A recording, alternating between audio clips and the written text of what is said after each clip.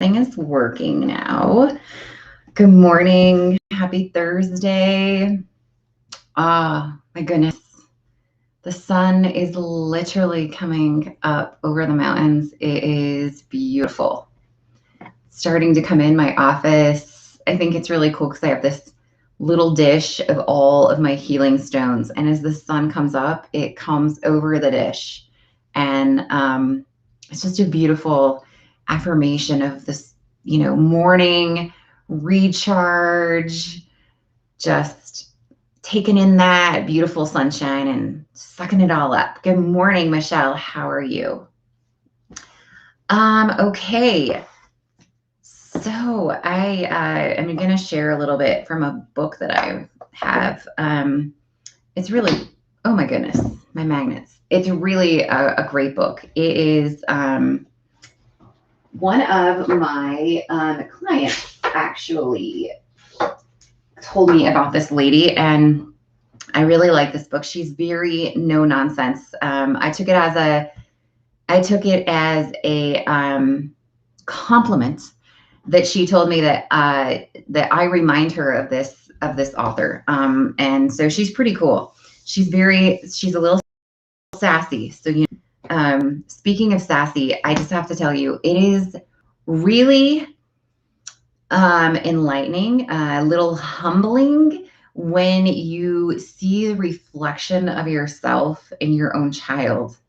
And so yesterday when we were at a soccer game, my were there watching Taysom, and Taysom had gotten just smacked right upside the face with a soccer ball. And he's usually pretty resilient when it comes to pain or getting hurt. He doesn't like anyone to see it, so he basically does the don't, and he just sucks it up, buttercup, and moves on. But he got hit pretty hard, so he had a little moment. You could tell he was having some emotional stress. He wanted his mom, but he didn't want to look like he wanted his mom, so he was, having some conflict there. But anyway, he got a little irritated and wanted to be left alone. Like, the worst thing you can do is talk to him after he's been injured. So everybody kept talking to him, trying to make sure he's okay. And I could just see it. Like, I could see it just boiling, where he was like, leave me alone. Everyone shut up. And I was like, oh, this is myself, right? I'm watching myself.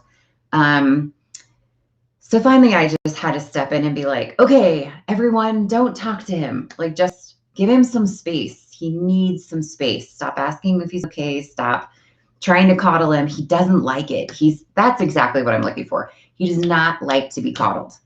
So I'm like, just clear it out, give him some space, let him breathe.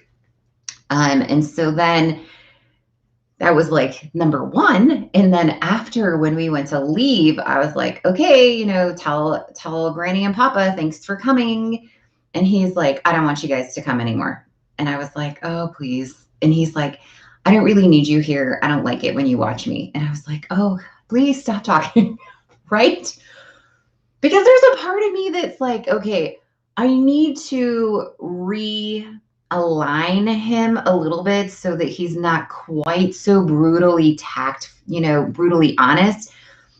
But at the same time, I'm well aware that I don't want to puncture his inner child and kill that, like, really direct, super honest spirit that he has, because he's very confident in himself. But right, there's that, like, fine balance of, you can be really confident, son, but we don't need to be really rude to everyone. And it's hard because I'm watching myself and I'm like, this is me without maturity of knowing, like, probably don't want to be quite so straightforward. My parents are here to support me, so maybe, I should not just tell them off. But it's humbling, because I'm like, oh, that Taysom is such a Dave's mini-me when it comes to, like, the way he looks, the way he moves, like the way he walks, the way he runs. His total energy is really aligned with, like, Dave. His body is an exact carbon copy, but he has a lot of my attitude. In fact, I took a selfie over the weekend when we were out doing our fun stuff. And I showed it to Dave, and I was like, so it was me and Tayson and I said, my grandma would slap me for saying that. Tayson and I said to Dave, I said, do you see a resemblance? Does this look like mother and son? And Dave's like, only when you two open your mouths and the sass comes out. And I was like, burn. Okay. Anyway. All right. So the book that I have right here, The Course in Miracles Experiment, a starter kit for rewriting your mind and therefore the world. I like this. If you can see her on the back, like look at her picture. If that doesn't scream like I do what I want. She's hilarious. I haven't even ever read this. I'm going to read this. Pam Grout is an explorer on the frontiers of magic and enchantment. She has served as an extra in a zombie movie, composed a country and Western song, created a TV series, communed with Masaya warriors, Turkish sultans, and the Insai and the sun god. She writes books and articles for such places as CNN Travel, Men's Journal. She is a #1 New York Times bestseller. Well, that's a little bit of a biography there. Of course, she has a website, pamgrout.com. Anyway, I like her book because it's really super easy reading.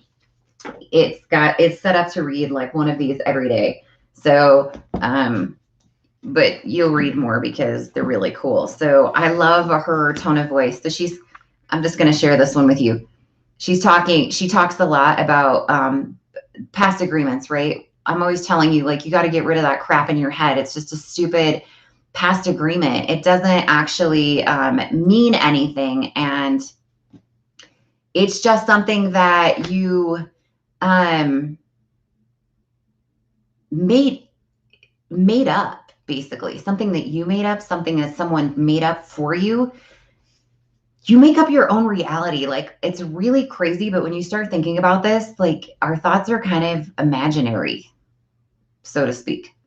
So she's talking about the past, and that the past is mostly a prison. It comes in handy every once in a while, but she says only in conditions where you're like ordering shoes and you know what size you wear. Other than that, it's pretty pointless. And so this lesson is my mind is preoccupied with my past thoughts. And so she does this exercise where she stops herself and looks at her thoughts 4 to 5 times a day and says, am I preoccupied with my past? And so I love this today. So she does this affirmation at the end. I love affirmations. For those of you that have done sessions with me, you know that if we clear some stuff out, we can actually add positive affirmations. And this is a great one. Today I surrender my defenses, my full bullheadedness, and my convictions that I must figure everything out. I fall back into the loving arms of the universe, whose sole purpose is to dish out my good. Pa-ching! So beautiful. I love that. And then like the next one, because I had to read twice, she talks about how you get trapped in like your jukebox song. Poor me, not again. I really must be a loser. And she's like, when these old melodies play, we just jump right in and we start singing because we're so familiar and we know them so well. And so she just talks about how the lesson on this one is, I see nothing as it is now. I don't pressure me to believe in my past, in the false old jukebox standards. And so that's kind of like her cool book. It's just breaking free of that background. My other favorite author for past agreements is, I don't think I have any of her books over here, Heather Ashmara. She is really centered in like old wisdoms, and she follows the teachings of this guy. We're just going to have a good book sharing today. She follows the teachings of this guy, Don Miguel Ruiz. So he has this book called The 4 Agreements. It's super tiny, but it's super delicious. So I'll show you this one too. But she follows his philosophies. She kind of mentored under him, but he has these like simple 4 agreements, and they are: be impeccable with your word, right? We talk a lot about the power of words. Speak with integrity. Say only what you mean.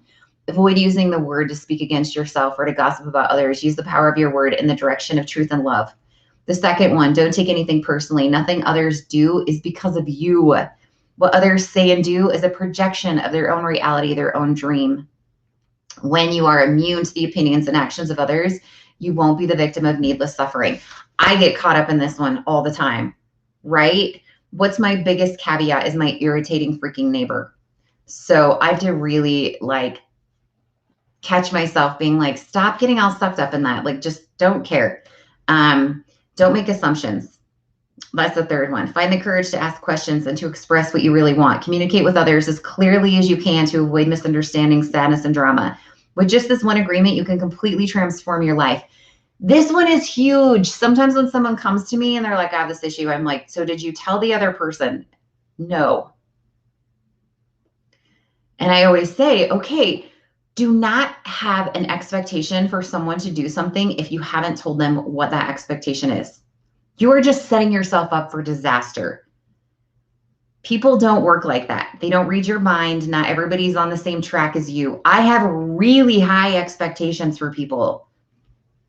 So I can't expect someone to meet me at my level if I haven't made that expectation really clear. You cannot punish someone or get mad at them for doing something that you did not present as what that expectation was. And then this last one is always do your best. Your best is going to change from moment to moment. It'll be different when you're healthy as opposed to sick under any circumstance. Simply do your best. And you'll avoid self-judgment, self-abuse, and regret. That one is where I tell you, when you wake up in the morning and you're like, I'm going to create my 3 non-negotiable items because that keeps me on track. I want to have 3 things that I'm absolutely going to do today. And that's how I affirm with myself. I accomplish something. I feel as though I'm progressing. Those 3 things are based off of how I'm feeling. But Amy, if I do that, then my 3 things are just really like, haphazardly simple. You're right. Maybe I need to wash my hair today and I'm really tired. So that's one of my non-negotiable items. Might be that I need to throw in a load of laundry and actually get it out of the dryer and fold it. That might be my non-negotiable item.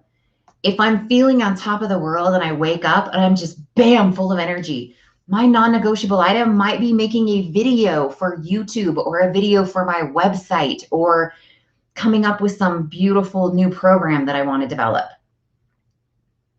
It depends on how I'm feeling. It depends on how I'm aligned. And I don't fight that, because giving yourself an expectation that every single day you're going to wake up and take on the world is letting yourself down. I don't even focus on that. And I don't track it. I don't look and be like, let's see, for 5 days, I've had really simple non-negotiable items. So I'm feeling, because none of these are like boom moments.